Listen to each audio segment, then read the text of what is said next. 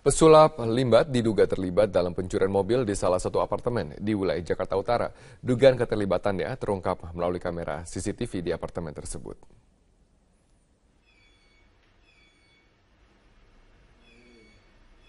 Sosok mirip pesulap limbat terekam CCTV sebuah apartemen di kawasan Kelapa Gading, Jakarta Utara, Rabu 23 September lalu.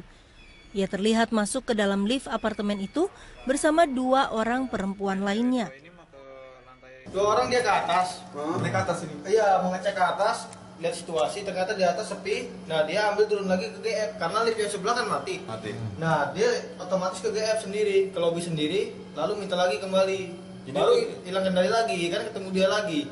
Baru dia ambil jemput ke limbat. Harus pakai kartu ini. Kali posisi abang nggak sadar. Setelah berhasil masuk ke apartemen, ketiganya langsung menuju apartemen milik Husein Ibrahim di lantai 6 apartemen tersebut. Saat berada di unit apartemen itu, ketiganya ditemui oleh pembantu dan salah satu di antara mereka mengambil kunci mobil Honda Jazz dengan nomor polisi E1717PD. Tidak berani membangunkan saya. Suster tidak berani membangunkan saya, 11:30. Dia memaksa. Akhirnya karena ada adu mulut, anak saya begitu bangun, telepon satpam, minta ada keributan di ruangan. Karena apartemennya sebelahan kan. Nah udah, satpam jemput mereka. Rupanya waktu dijemput itu, sudah maling kunci di atas meja. Polisi saat ini masih mengembangkan kasus pencurian mobil ini. Termasuk diantaranya memeriksa ketiga orang yang terekam kamera CCTV dan mengantongi rekaman CCTV sebagai bukti. Dari Jakarta, Muhammad Rian, Metro TV. Di mana bahwa ini Presiden Jokowi yang Pancasila di Lubang Buaya, Pondok Gede, Jakarta Timur. Kita langsung bergabung bersama rekan reporter Dade Salampesi yang akan melaporkan langsung dari lokasi acara. Dade, apa pesan utama dalam peringatan Hari Kesaktian Pancasila?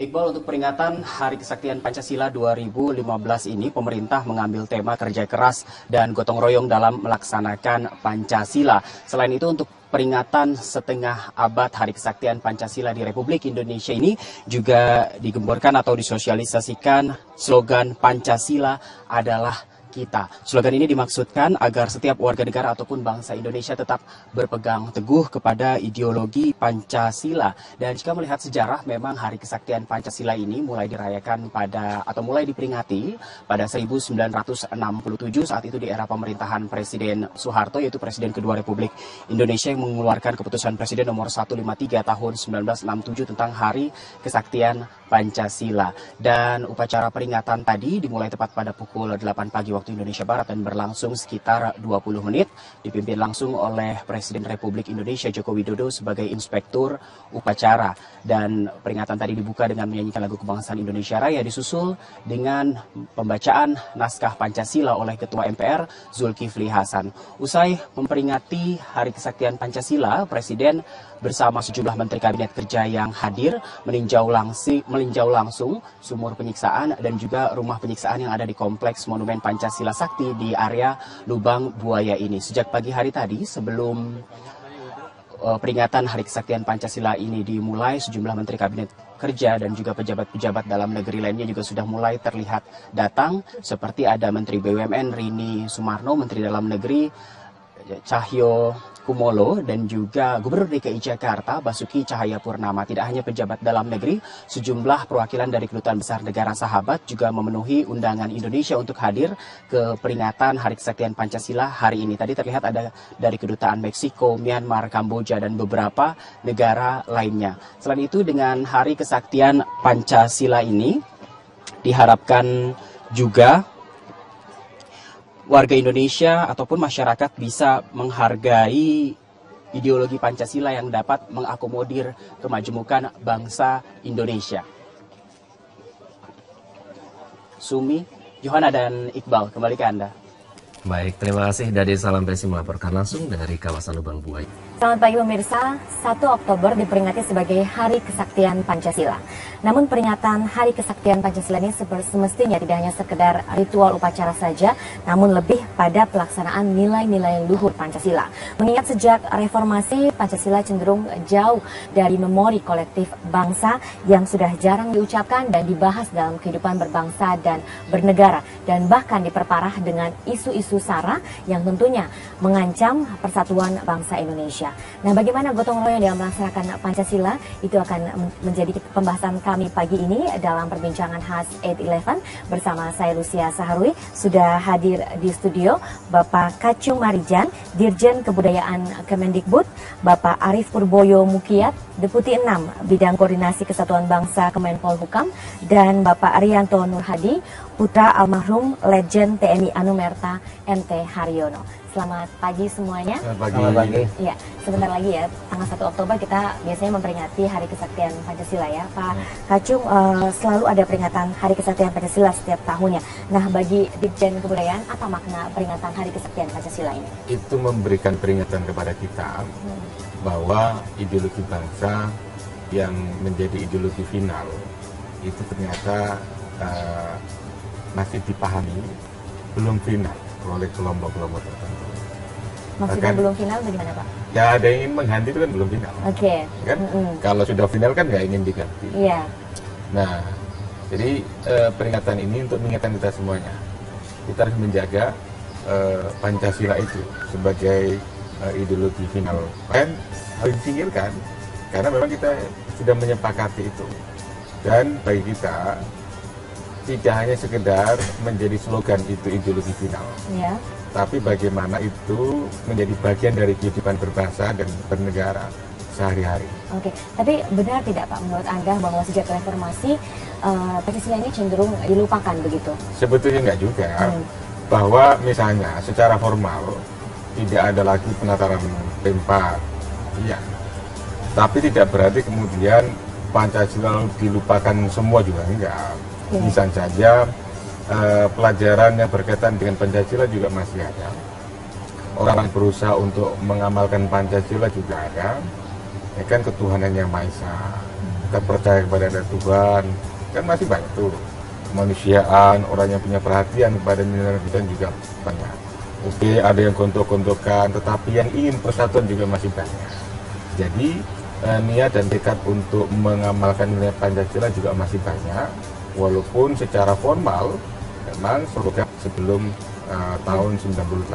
Oke, Pak Arianto sebagai anak salah satu pahlawan revolusi ya Pak ya, apa makna kesaktian Pancasila bagi Anda? Ya, kalau kita lihat sebetulnya begini, Pancasila kan merupakan dasar negara dan juga merupakan sebagai simbol daripada pemersatuan bangsa ini, dan juga sebagai asasnya di dalam mempersatukan bangsa ini. Kalau saya melihat ya, sebetulnya momentum ini tanggal 1 Oktober besok itu adalah merupakan momentum di mana kita itu bisa merenung kembali, melihat refleksi kembali mengenai apakah nilai-nilai Pancasila itu. Ya, karena kalau saya melihat sekarang ini di dalam kehidupan bermasyarakat keseharian itu, sepertinya nilai-nilai itu kurang gitu loh. Nilai luntur begitu ya Pak ya. Dan ini harusnya kita cobalah kita merenung kembali dan kita melihat lagi ya. Kita kadang-kadang setiap tahun sekali ya, coba kita lihat lagi apakah makin baik apa tidak gitu loh. Nah, itu yang kita kira seperti itu. Bisa berbagi mungkin apa yang Anda rasakan pada setiap peringatan Hari Kesaktian Pancasila, Pak Arianto? Kalau saya begini, ini merupakan arti khususnya bagi keluarga kami di sini. Ya, jadi selain juga merayakan Hari Kesaktian Pancasila, dari kami itu merupakan suatu apa ya namanya ya, suatu kesedihan sebetulnya ya. Walaupun ini peristiwa ini terjadi 50 tahun yang lalu ya, tetapi masih sangat ingat sekali mengenai kejadian seperti itu ya. Dimana kebahagiaan keluarga kami itu tiba-tiba harus hilang begitu saja karena kejadian yang terjadi pada tanggal 1 Oktober dini hari.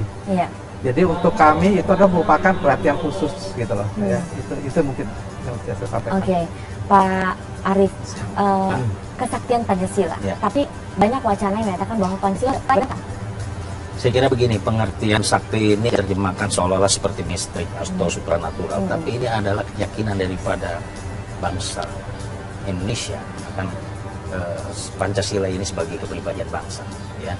Jadi momentum saya katakan 50 tahun luas ini, kita bertekad bahwa negara kita ini kan untuk berdiri selama-lamanya. Bahwa ini 50 tahun berjalan, kita juga merefleksikan bagaimana berbagai gangguan, tantangan pada Pancasila itu sendiri. Karena itu tadi sudah disebutkan bahwa kita ini Pancasilanya sudah final. Ya, jadi sudah 70 tahun Indonesia merdeka. Mari kita bersatu. Betul-betul jangan Anda berpikir lagi, kita tidak ingin mengulangi tragedi nasional karena akhirnya merugikan semua tuh anak bangsa. Jangan dipersoalkan lagi Pancasila itu. Bagaimana justru tantangan kita adalah mengimplementasikan bagian Pancasila itu di dalam kehidupan bermasyarakat, berbangsa dan bernegara. Nah, kira-kira apa yang perlu diwaspadai Pak bila Pancasila ini semakin jauh dari memori bangsa? Ya, inilah kita perlunya melakukan revitalisasi kembali Pancasila. Sebagai kita harus akui tadi, kalau bicara MPR nomor 18 tahun 98 yang mencabut keempat, ya, bagaimana dulu pengajaran tentang Pancasila itu memang dikesankan dogmatis, ya, bahkan indoktrinasi sekali, sehingga itulah yang dikatakan tidak memberi ruang demokrasi. Dan ketika kita memasuki reformasi, gelombang demokratisasi yang terjadi. Mohon maaf saya katakan istilahnya, kebebasan di ruang demokrasi inilah cenderung seperti dalam tanda kutip berlebihan. Padahal Pancasila dan Undang-Undang Dasar 45 secara tegas tidak ada kebebasan yang mutlak. Tegas itu di pasal 28J, ya, bagaimana kita harus menghormati norma, kepatuhan, kesusilaan. Jadi ada batas-batas. Jadi kalau kita bicara demokrasi yang menjadi sekarang tren, ya, tetap harus bersanding